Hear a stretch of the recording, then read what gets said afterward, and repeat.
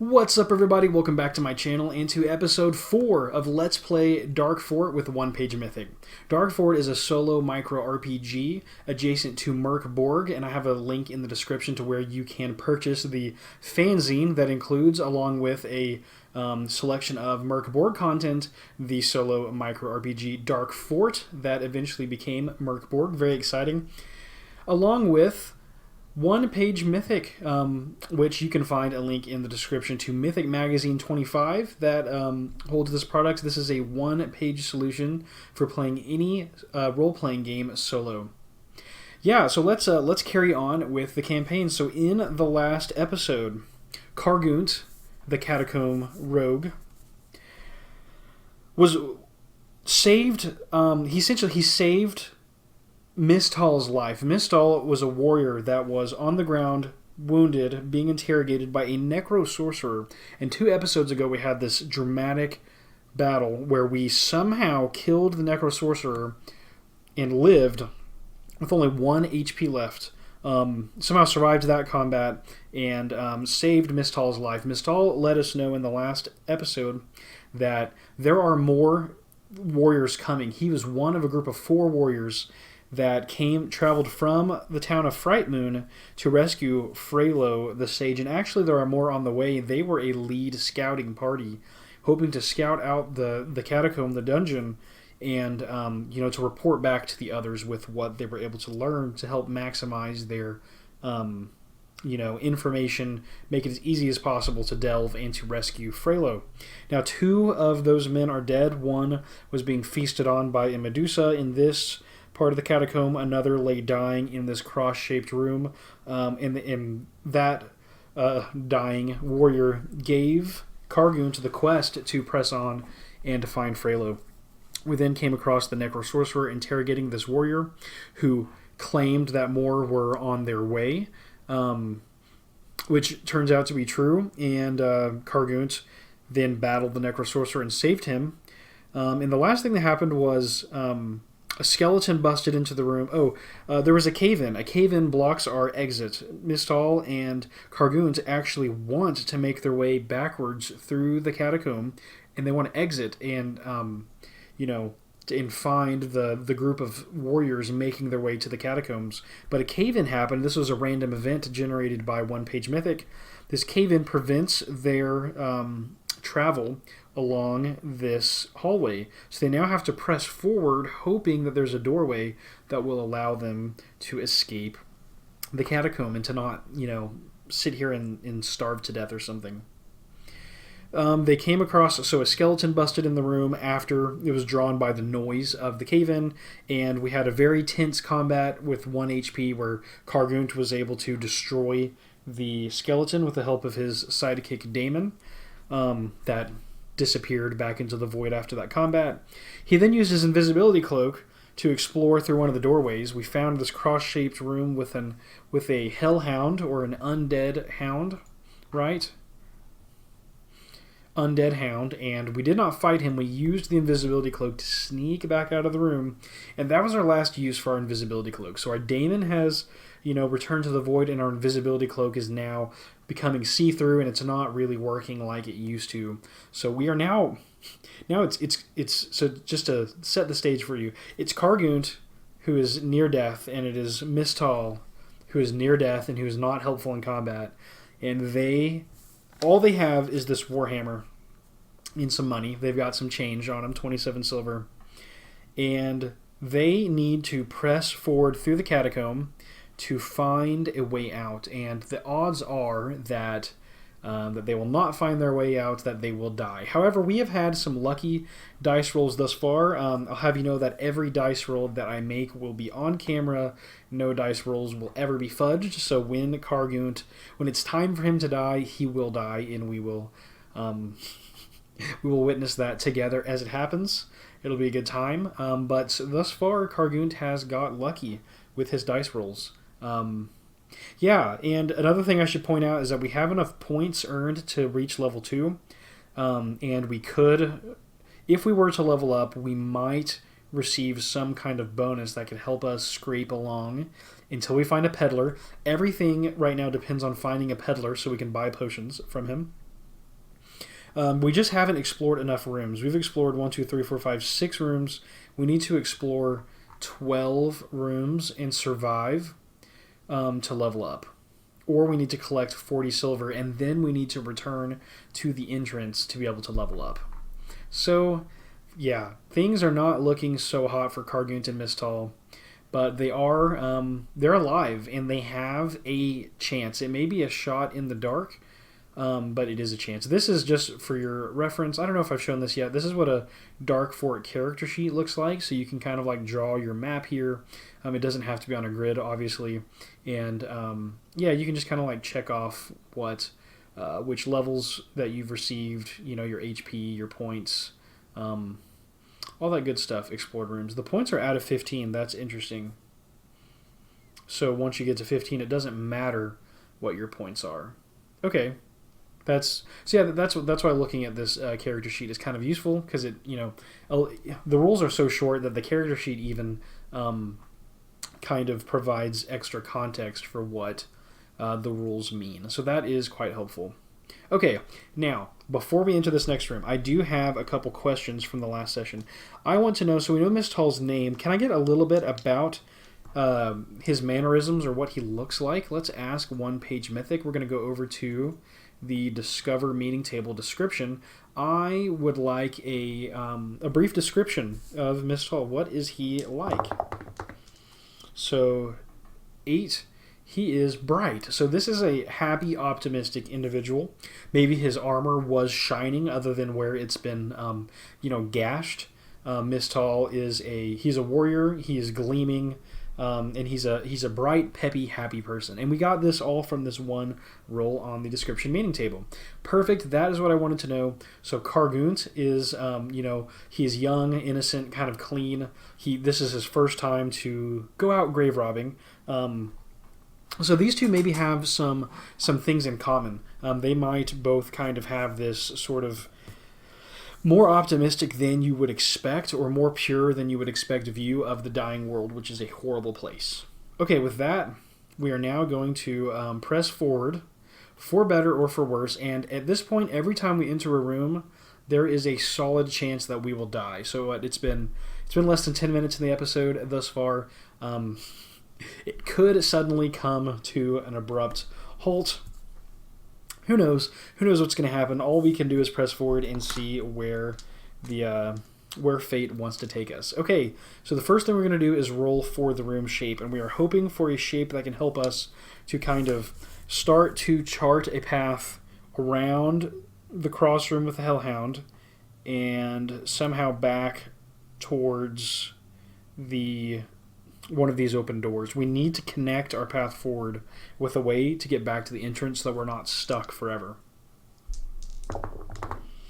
So 7, this is that a square? 7 is a square, so we have a square-shaped room, and let's ask for doors. Now we can't roll a 1. We have to roll a 2 through a 4, or else we might be stuck. A 3. Whew. Okay, there are 2 doors. That is excellent. So we have a square-shaped room with 2 doors coming off of this doorway. So I'm going to make this a square that is 3 by 3. We'll have this connect with the cultist's chamber. And we have 2 doorways.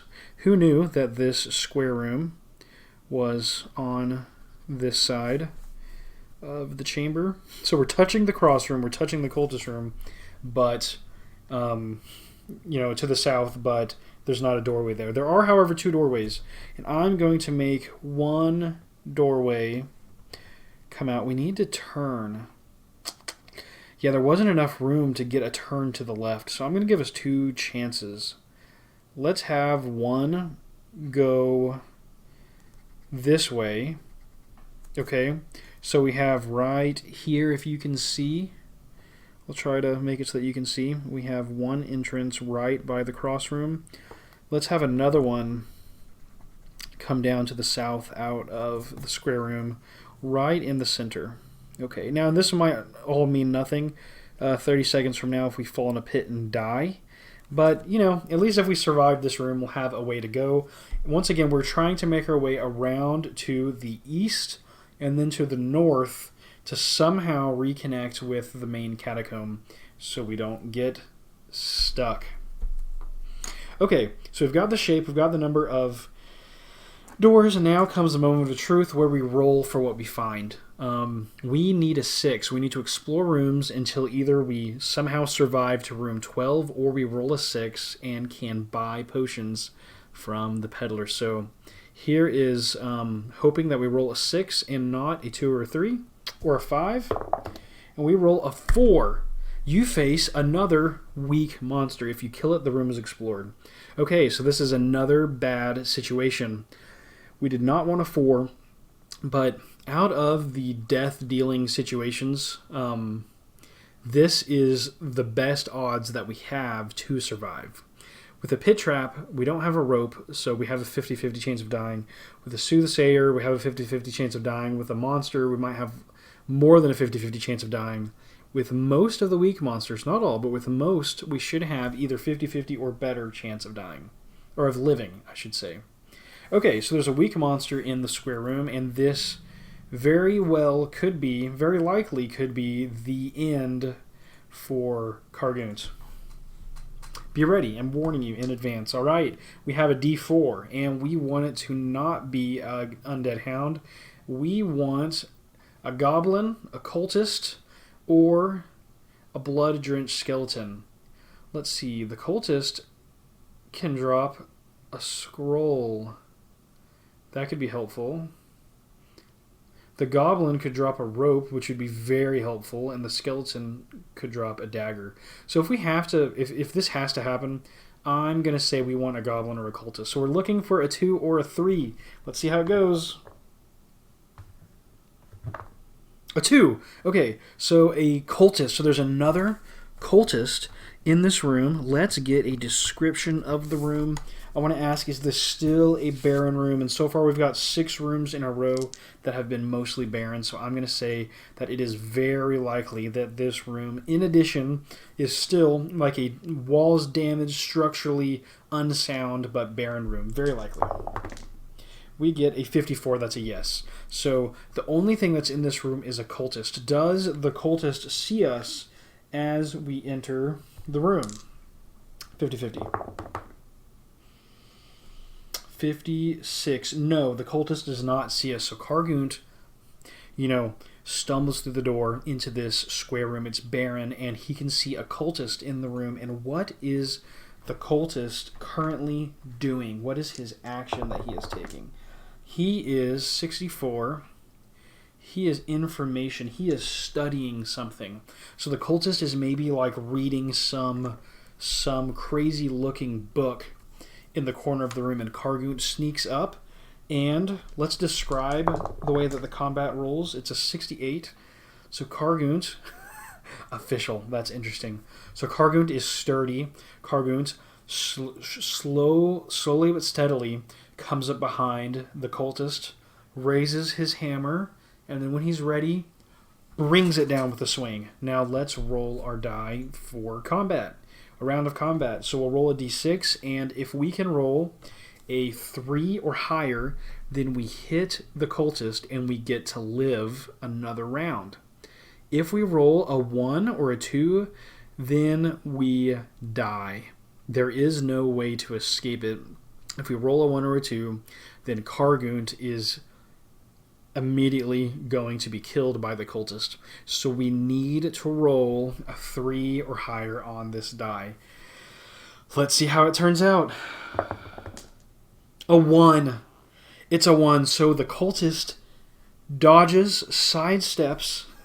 The cultist sidesteps Kargunt's blow. He turns and he buries he has one of these sick, twisted daggers. He turns and he buries the blade into Kargunt's gut, dealing D4 damage, which all he needs is a 1, and he rolls a 2. So dagger twists right, and Kargunt with 1 health. This was the last straw. This is all that he could handle, all that he could take, and Kargunt crumples to the floor and dies. Breathes his last. Now, Mistal is right around the corner. So I want to ask the question, does Mistal see Kargunt? You know, does Mistal see Kargunt fall to the floor and slink away into the shadows, laughing even? We'll say it's likely. 25. Mistal, chuckling, cackling, backs away into the darkness, and the curtain falls on Kargunt. Now that was honestly a pretty sick and fitting way to end a Dark Fort campaign. That was a blast. Kargunt is impaled on the end of a cultist's sickle-shaped knife. Pretty brutal. We're going to jump right back into it. So we're just, erase everything that you knew about Kargunt and the Dark Fort that he is descending into. Here we have another map. We have a blank slate to work with. And I can, the character sheet is so simple. I can honestly just draw a line right here and just carry on. Carry on with another iteration of Kargunt, the Catacomb Rogue. This will keep things quick and simple. Alright, is that the line? Yeah, it's past the line. Whatever. Okay. So, let's create a new Kargunt. Your name is Kargunt. You begin with 15 hit points. So, let's go ahead and say HP. Oh, just for funsies, let's reduce the first Kargunt's HP to -1. Because I think the cultist hit for a 2. Yeah. Okay. So his HP is 15. Alright. Let's see if we can live longer this time. Who knows? 15 out of 15. 15 is the max HP. And 15 plus D6 silver. We'll roll for that. We get a 3, so that is 18 silver. I'll note his max HP right now is 15. And then we'll say 18 silver. Okay. Now let's roll for the 2 starting items. You own 1 weapon. D4. We get 4. A flail. All right. Alright, so this time Kargunt is coming prepped. He's got a flail. That is a D6 plus 1 damage. Okay, so this is 1 step up from our Warhammer. Now, I have to admit, I like the sword better than the flail because I'd rather have the bonus to the attack roll. However, this is good. This is very good. We're going to hit hard. And 1... 2. Potion! Heal D6. Okay, armor would have been the best, but we have a potion, and I am certainly not going to complain about that. So I'm going to say potion times 1. Okay, so potions heal D6 damage. So our level is 1. Our points will start off at 0, and our rooms will start off at 0. Alright, so we have a fresh Kargunt, the Catacomb Rogue, to play with. We don't know anything about him. This is not the nice, young, innocent, pure, whatever Catacomb Rogue that we were playing with in the first campaign. So this is campaign number 2 that we are kicking off right now of Dark Fort, where we're going to try to even live to level 2. I mean, Kargunt didn't even make it to level 2. We got the points that we needed for level 2, but we couldn't survive 12 rooms. Okay, so I'm going to roll on the description meaning table for a word that describes Kargunt. 92. The word that describes Kargunt is small. He is a short individual. Okay, so he's short. Don't know what that tells us about his personality, but maybe he's not the biggest individual. So that was a 9. So 19. is dark, mysterious. Okay, so he's kind of a morbid or grave individual, and he's short. He's shorter than you would expect. So we just have this like mysterious, like, you know, maybe stoic personality. And Kargunt has a flail that he is holding, the, you know, spiked ball hanging from the chain as he enters into the catacomb. Now, is he searching for wealth? I'm going to say that this is nearly certain. Is he here to try to make a living as a grave robber? 98 exceptional? No. 98 on a nearly certain? That is an exceptional no. What in the world is he here for if he is not here for wealth? Kargunt has a quest. He's grave. What is he here for? Action meeting table 50. He's here to fight. He's here to fight the whatever is in the catacombs. So Kargunt has been hired to clear the catacombs of its evil. That is sick. Kargunt may have some kind of background with combat, but he is still level 1 for the intents and purposes of our game. This is epic. Kargunt is here just to, you know, to kill everything evil in the catacomb. That is an excellent motivation. I love this. Okay, so the entrance room. Draw a room of any size or form where D4 doors lead.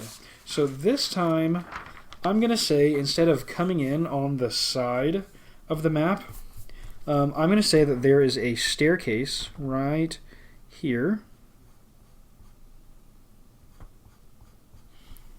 And the shape of the room, I'm going to make it just like this rectangular shape. And there's one door. Here's 2 doors. Here's 3 doors. And let's have it like kind of off-centered. Here is a 4th door. Why not? Make sure this door is a little more pronounced so we can see that there's a north, an east, a south, and a western door. There's the staircase in the center descending down into the catacombs. So maybe this time it's under a church. Is the catacomb under an old church? Is this Diablo? I'm going to make this likely. It's likely that we're playing Diablo 1 right now, that we're in Tristram, except this is the Dying World. That is a 6. That is an exceptional yes. This is underneath some kind of cathedral. So there's a cathedral above. Can we have the name of the cathedral? Let's see. What is the name of the cathedral? Oh, we are underneath. 1, artificial. Okay, that's pretty cool. We'll get another word to combine. 95, artificial, and stylish. So, artlish or artiche.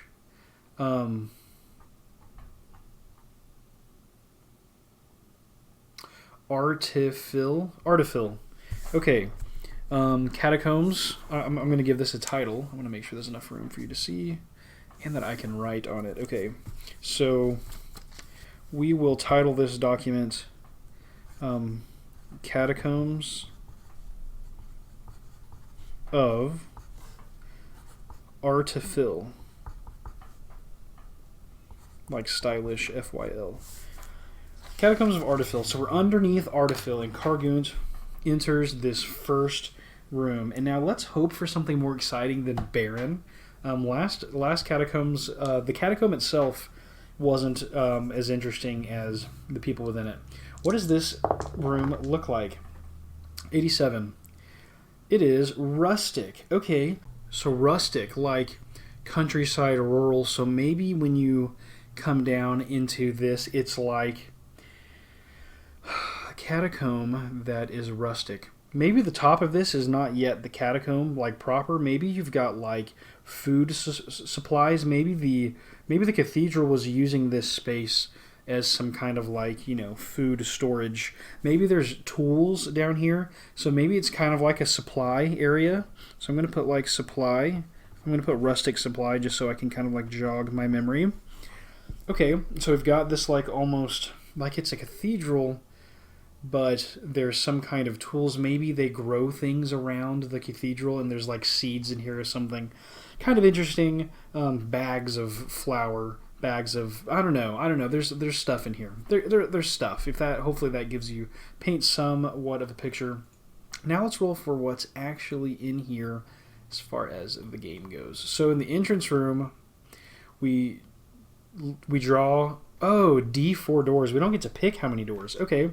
Draw a room of any size or form where D4 doors lead. And the number of doors is 4. Wow, it just happened that way. Okay, so don't worry about it. Don't sweat it. We're good. Okay. The D4 also determines 4. The entrance is eerily quiet and desolate. So there's nothing really going on in this room. However, this is one room explored. So that is a 1. We're in the entrance. It is rustic. There's some country going on here. Some supplies related to food and the needs of the cathedral above. Maybe there's some kind of like if they hold anything, like I don't know if there are any kind of objects that they use in their rituals. Maybe there's some of those kinds of things leaning against the wall here. I don't know. Let's why don't we head towards the camera? Let's head to the south, out the south door. So the way that we generate rooms in Dark Fort is to roll for a room shape and a number of doors. So I'm going to roll 2d6 and a d4 at the same time. We've got a 9 and then a 2. So the 9 for a room shape is round. That is interesting. Because I'm like not great at drawing circles, well, you know, we'll do the best that we can. And then it's a D2, so we have 1 door. It's round with 1 door. So I will make this like circular shape. This is not going to be a very good circle because I am not great at shapes. Oh, okay, there's actually a way to make this. Okay, I just need to curve this one more. Yeah, okay, so that's kind of a circle. It's not great. I do not claim to be any kind of artist. That is not why I show you my hand-drawn map here. It's not because I'm in some kind of excellent dungeon artist. I just want you to be able to see where Kargunt is going. Okay, so you have this round-shaped room with 1 door. It leads straight through. And let's get a description of the room. So we get 3, which is beautiful. This room is beautiful. Maybe there are... I've got an idea. This is a little far-fetched, though, so we're going to make it unlikely. Is this a spire, like a cathedral spire, that is going down underground, and we can see, like, stained glass windows? Can we see stained glass windows on the sides of the room? Yeah, does this room, like, you know, continue a spire going down? There's a spire in the cathedral above that has stained glass windows, and this is digging down below, and we can't access the room above, but, you know, for some kind of symbolic or religious reason, underground there are stained glass windows in this room. Is that the case? That's less unlikely. We'll just say that's it. This room has stained glass windows around the wall. It's the spire from the cathedral coming down, and it's really cool. So it's beautiful in this room. I'll say glass, just to remember that. And let's roll for what's in the room. Let's roll on the room table. Give it a d6, and let's hope for a peddler. 1, nothing. There's nothing in this room. So we're walking through this room, and we notice the stained glass, and it's quite beautiful around us. We increment our rooms explored to 2, so we're already doing okay here. Our problem in the last campaign was not getting to 12 and leveling up. Also dying, getting stabbed to death. That was kind of a problem. But we couldn't explore the rooms fast enough. There was too much going on. Okay, let's just keep pressing forward. So we have another room beyond the stained glass room. Let's roll for it. So this is a 7, which should be a square, and a 2, which is 1 door. So we have a square shape with 1 door. We can make it a 3 by 3 square. And why don't we just keep on pushing in your direction, the audience, and we'll have our one door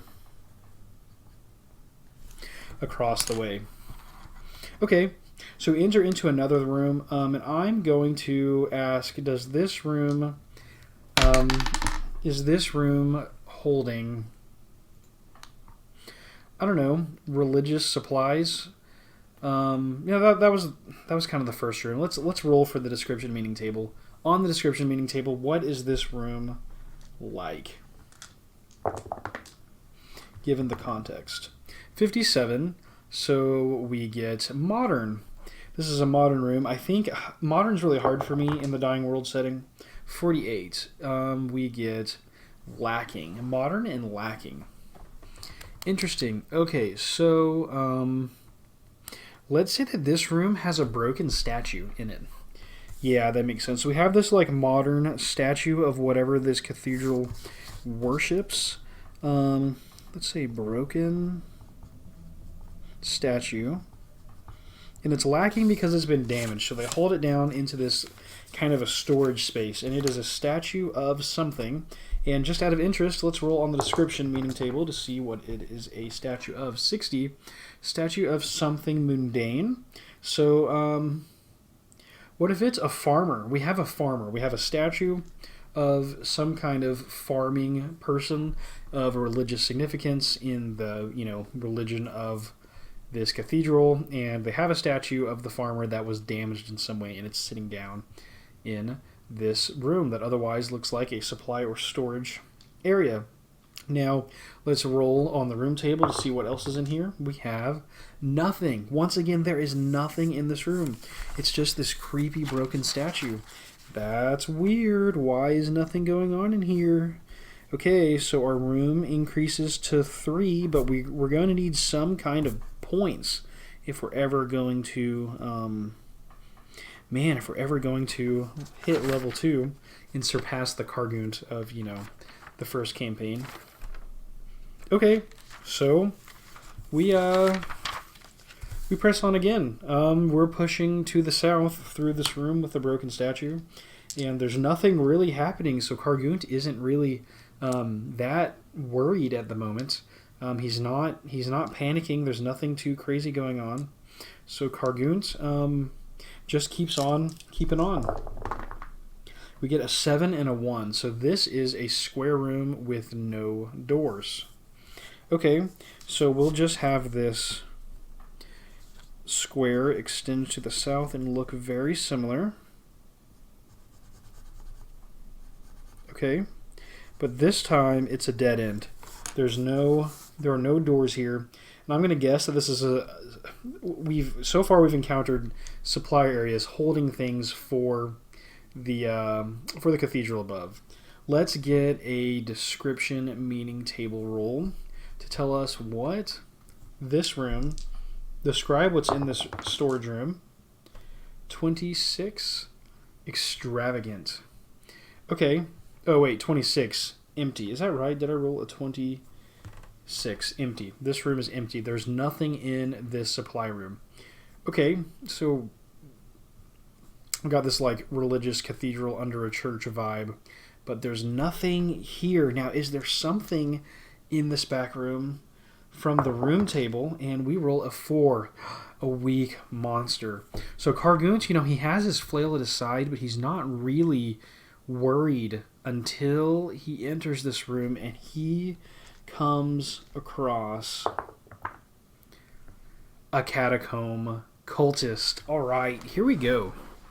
So there is some kind of cultist here, and this makes a whole lot of sense. With being under a cathedral, this cult is probably some kind of like opposite of the religion that's above. So it probably has something to do with nature and with, agriculture in some way. Like maybe they're a cult that wants to like poison the earth. Maybe they think that we need to be moving forward towards the seventh misery and ultimate destruction. So maybe they want to stop the life and growth that this cathedral represents. That's what we'll go with for now. What is the catacomb? What is this cultist doing in the room? This empty, barren room. What is the cultist doing in this room? Action meeting table. We get a 98. He's waiting to surprise Kargunt. Somehow he knows that Kargunt is coming, so he hides in the room. And as Kargunt enters the room and looks around, the cultist, hiding along the wall as Kargunt enters, flail somewhat at the ready, lunges out with a dagger and attacks. Now, does the cultist connect? So for each round of combat, we roll a d6. Our target number is the number of points that our opponent is worth. A catacomb cultist is worth 3 points, so we need to roll a 3 or higher on a d6 to hit the cultist. So I'm going to roll, and we get a 1. So the cultist connects. Kargunt enters the room, and he is not able to see the cultist in time to avoid his strike. So I'm going to get a descriptor for the combat to kind of paint the scene for us.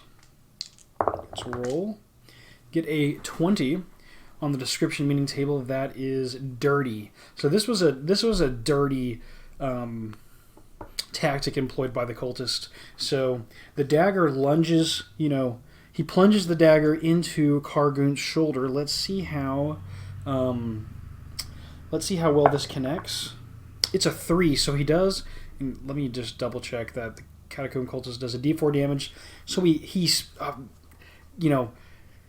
slashes Kargunt across the shoulder for 3 damage as he enters the room. A sneak attack, a dirty surprise attack. We lower Kargunt's HP from 15 to 12.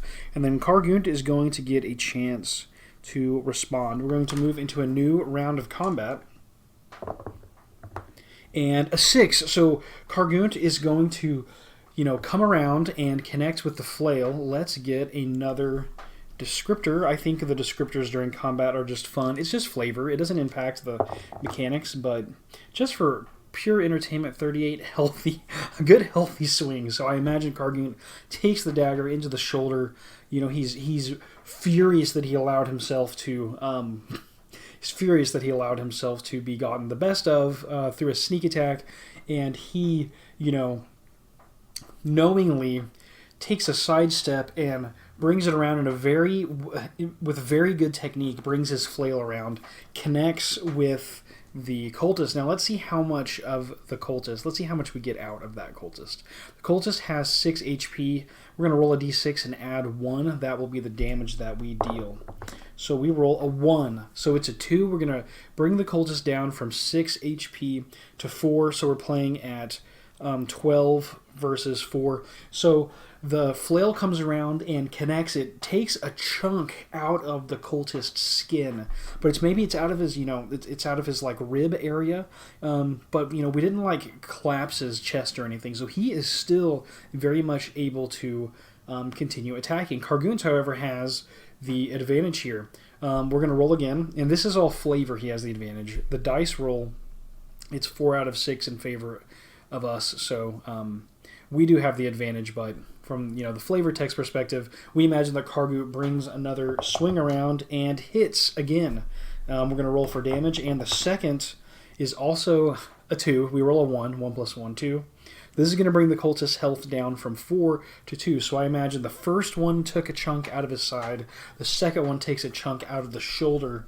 The cultist is just battered. He's wide open for another strike from Kargunt, and this last strike is going to hit yet again, and 3 plus 1 is 4. Kargunt brings the flail around for a third strike, and it comes down clean into the skull of the cultist, putting him out of his misery. So Kargunt has a gash on his shoulder where he was hurt, but the cultist is dead. And looking around the room, there's nothing else interesting in this room. It was empty. The cultist was hiding in the corner, waiting for him to kill him.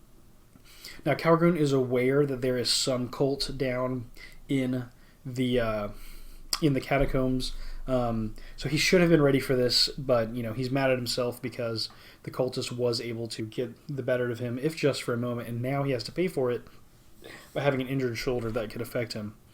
As the dungeon moves along, Kargunt having a potion. Let me just look at potions heal D6 HP. That's what they do.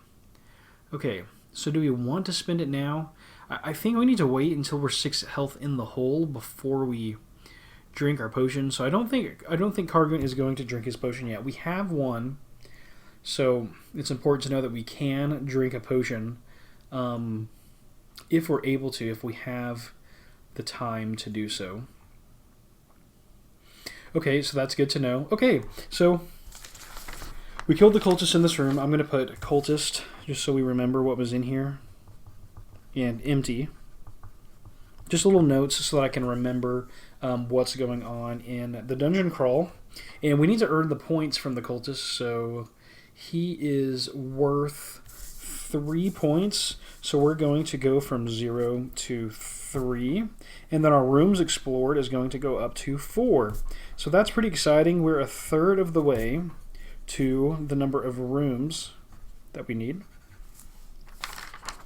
which is excellent. And then we've reached 3 points out of 15. This is to reach level 2. So kind of like my short-term goal right now is to get a Kargunt to level 2. I say a Kargunt. We're kind of like resetting, or, you know, like rebooting the world every time we start over because there is just one Kargunt. Yeah, okay, now, so we reached a dead end, so that is interesting, and that is kind of a problem. So we have to backtrack through the room with the broken statue and the room with the stained glass to get back to the entrance with the seeds, maybe the agricultural and religious equipment along the walls. So to get to another doorway, we have to backtrack through 1, 2, 3 explored rooms. And when we move through an explored room, we have to roll on the D4 to see if I think it's a weak monster. Let's double check. 1 in 4 chance you face a weak monster, otherwise the room is empty. Okay, so Kargunt is he's down here on a mission to exterminate. So he's killed the cultist, this room is clear, he's going to move back through the dungeon, and he's going to be happy if he comes across something because it means he can kill it. From our perspective, though, we'd like to, I don't know if we want to minimize. Weak monsters I think is actually fine because we can get points from them. Tough monsters is really where it's scary. Okay, so we backtrack to the room with the broken statue, and as Kargunt makes his way through the room, it's empty. We pass the statue. It's still, you know, there's nothing crazy going on here, but Kargunt is now, you know, he's checking his corners. He's looking to the right and the left. He's a little more nervous now as he enters the stained glass room. This room is also still empty. You know, it just looks like the inside of a spire without a staircase. We've got the stained glass, and there's nothing going on. We make it back into the entrance, the rustic-looking entrance with agricultural equipment, and in this room there is also no weak monster. So Kargunt is able to effectively just backtrack to the north, back to the starting point safely, successfully. Yeah, and we're still sitting at 4 rooms explored. We've got a potion and a flail. This is cool. Okay, we're doing pretty well so far. Just for fun, I guess, let's come the other direction. Let's exit to the north and see what's across from this southern wing. I'm going to go ahead and roll for the room. 2d6 and a d4. We get 3 and 2. So for rune shape, 3 is an oval. That's interesting because it was a circle. Now it's an oval, and then 2 is with 1 door. So we have the same kind of thing happening.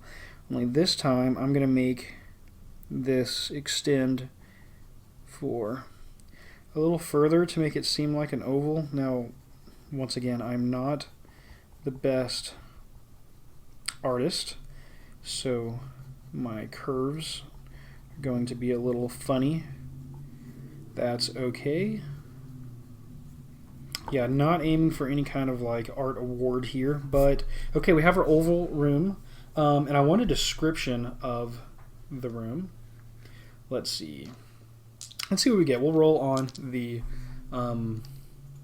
description meaning table. So the southern ring was really just like a storage space. So I'm hoping we get a totally different kind of flavor to this north wing in the catacombs. So 28 This is extravagant. Okay, so I'm going to say that coming in this direction, we encounter the sarcophagi of, maybe the most prominent religious people, whether they're priests or heroes, whatever the case, legendary farmers, if we go with the whole agricultural twist.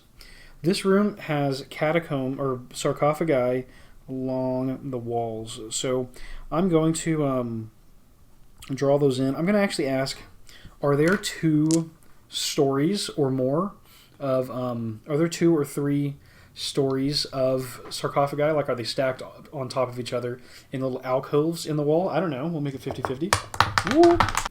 We'll try that roll again. And we get a 59, so that is a no on a 50-50 roll. Okay, so we just have, surrounding the room, the sarcophagi, and they are extravagant. They are very ornate and colorful, and maybe there are little statues in here, all just with agricultural and religious significance. This is a room where the really the heroes, the icons, the most important legendary members of this religion's history are buried here. This is a very it's an epic room for the people in the cathedral. Now, my next question, is there anything evil in this room defiling their most prized burial place? 6, there is a peddler from beyond the void. So sitting between 2 of these sarcophagi, in between, there's maybe golden statues of cherubs, or green, maybe some kind of dark green for the natural aspect. In between 2 of the sarcophagi, there is a peddler from beyond the void. And from beyond the void, maybe this means that his eyes are just otherworldly, we can tell that there's something not quite right with him. Why don't we ask, are his eyes like dark pits with some kind of void energy coming out of them? 50-50, that is a no. So then rather, the from beyond the void is this menacing laughter. When this man speaks, it sounds almost like demonic, right? Almost like a guttural 2-voice kind of thing going on when he speaks. The peddler, though, is willing to sell us supplies.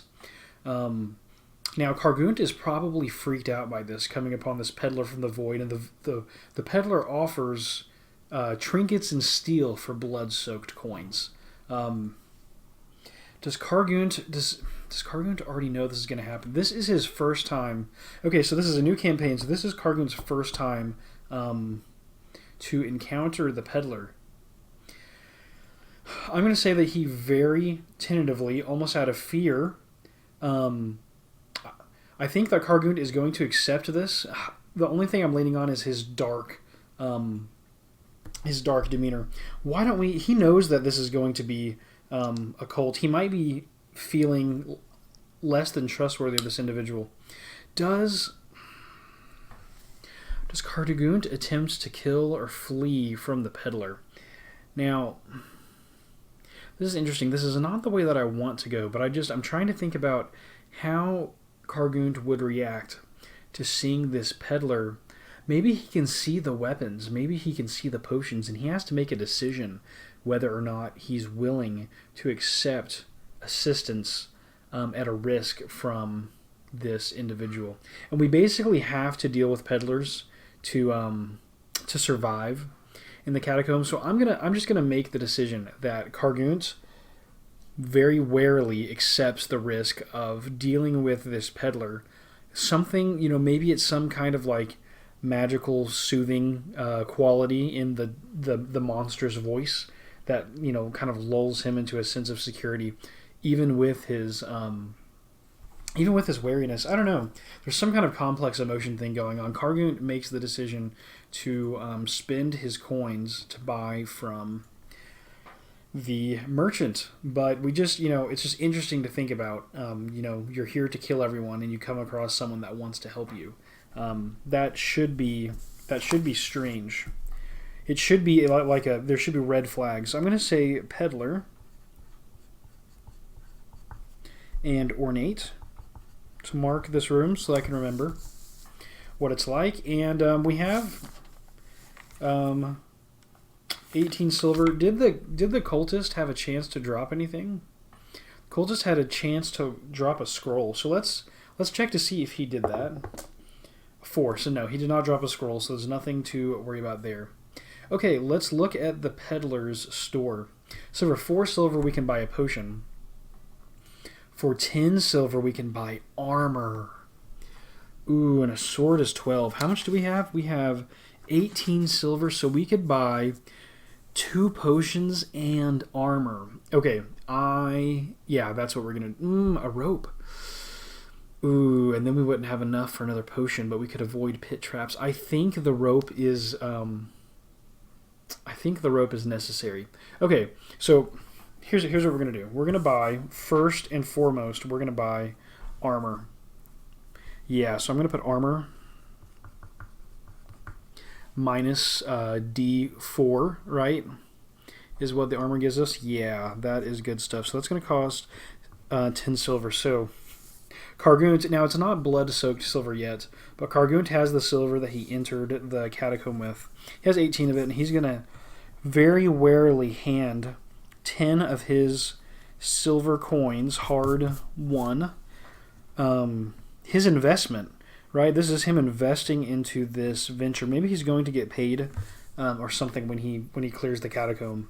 But he has the silver. He pays the peddler for this armor. Maybe it looks like the cathedral in some way. I don't know, or more likely it has some kind of like a void nature to it. So this armor is probably strange. Let's get a descriptor. Why don't we roll on the description table? 90. So this armor is simple. Okay, so this is not some kind of like ornate void armor. This is just some sturdy looking armor that this man is selling. Okay, cool. So Kargunt is wearing what you'd expect in some kind of heavy armor. That was 10 coins. Now the next thing I'm going to buy is a rope for 5 coins, 5 silver. And that's going to lower our silver down to 3. Okay, so we just dropped 15 silver, but a rope is going to give us a +1 on our rolls against pit traps. So if we come across a pit trap, the rope will allow us to save ourselves from the pit trap and not take damage. Maybe the rope keeps us from hitting the ground hard. I'm not exactly sure how it works in effect, but the rope helps our dice roll nonetheless. Okay, cool. So peddler in the ornate room with the sarcophagi, that is a 5th room explored. I will note that. We are at 5 rooms explored, but only 3 points earned at this point. Okay, it may be a while until we find a peddler again, so I almost should have bought the potions, but we'll just see what happens. We'll see if we can use the armor to soak damage and last longer. That really should be a big deal. So Kargunt is now equipped with armor and a flail. He's going to press forward across from to the north of the room with the sarcophagi. We're going to roll for another room. For the room roll, I will roll 2d6 and a d4 to get the shape and the number of doors. We get 4 and 2, so shape is across. Traumatic experiences there, and 2 is 1 door. Okay, so we're just going to keep marching up the board. Have a cross shape. Okay, and the last room had sarcophagi, and this is a catacomb. So I'm going to ask if there are sarcophagi lining the 2 alcoves on the side here, the 2 areas. Maybe there's particularly prominent people that were buried here. We'll make that a fate question. We'll ask the fate chart. I'm going to say that it is very likely. I'm going to say that it's nearly certain. We get a 76. That is a yes. Now, I do want another word to describe this room. Or, is it still extravagant? I'm going to say likely that it's still extravagant. And we get a 46. So yes, this is another extravagant room. We've got burials in this cross-shaped room. Maybe there are memorials and some information about who it is that's buried on the two sides, to the east and the west. Kargunt is in this room with his flail and his armor. He has the gash on his shoulder, but it is now under new armor. We're going to roll on the room table to see what is in this room. 2. We get a pit trap. Okay, so good thing we have a rope. Roll a d6. 1 to 3 means you take d6 damage. If you have a rope, add +1 to the roll. If you survive, the room is explored. Did we count that room? 1, 2, 3, 4, 5, 6. Do we have... Yeah, 1, 2, 3, 4, 5. 5. Okay, yeah, so we've explored 5 rooms. This will be the 6th. Interesting, our first Kargunt only made it through 6 rooms. That's pretty crazy. We're already on the 6th room, and there's a pit trap. I'm going to go ahead and add... My symbol for a pit trap is going to be these like little spikes, little circles on the ground. That is a pit trap that we check to see if Kargunt falls into, or if his rope helps prevent him from falling into. We need to roll a 3 or higher to avoid the pit trap. 1 + 1 is a 2.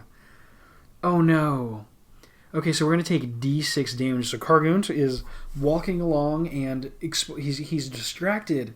He's distracted on both sides by these epic sarcophagi with all of this, flashy, showy stuff. Look how great the person is that's buried here. When he falls into a pit trap, and the pit trap is spiked, and it gashes it. Oh my gosh, it stabs up into him. Oh, we rolled a 5. He is wearing armor, so we are going to be able to roll to negate the damage. So imagine Kargunt falling forward and landing on his front on all of these kind of spike things. And now we need to know how much damage the armor soaks. It soaks 3 damage. So Kargunt takes 2 damage from this fall, and I interpret that as one of the spikes slipping between into some gap where the armor is not protecting, and stabbing into Kargunt's, maybe his side, near his ribs. Oh, that sounds awful. We're going to lower his health to 10 HP, and Kargunt's going to use his rope to help him climb back out of the pit in the cross-shaped room. When he reaches the top, I think, injured in 2 places, he is going to pop the cap of his potion, and he's going to roll a 1d6 to see how much he heals. So he drinks his first potion, and 6. He can feel the wound on his shoulder magically stitching itself together, and the gash in his side sewing itself back up. This very, very strange feeling involved with feeling your body kind of healing itself from the potion. But the potion is spent. Kargunt is back to absolute full health with 15 out of 15 HP, and he is good to go, although he is now wary, nervous. He's fallen into a pit, stabbed with a spike. He's been stabbed in the shoulder by a cultist. He is now wary of the job that is set before him, but he's determined, and he will push on to the task's completion. We will continue making progress in the next episode. Thank you so much for joining. I really appreciate you being here. If you like what you see, please be sure to hit that like button and to subscribe to let me know you want to see more solo role-playing content. In the next episode, we will continue to follow along with Kargunt, our intrepid adventurer's journey as he attempts to clear the catacombs of Artifil to exterminate the cult that is inhabiting the catacombs beneath the cathedral. So until next time, fight on.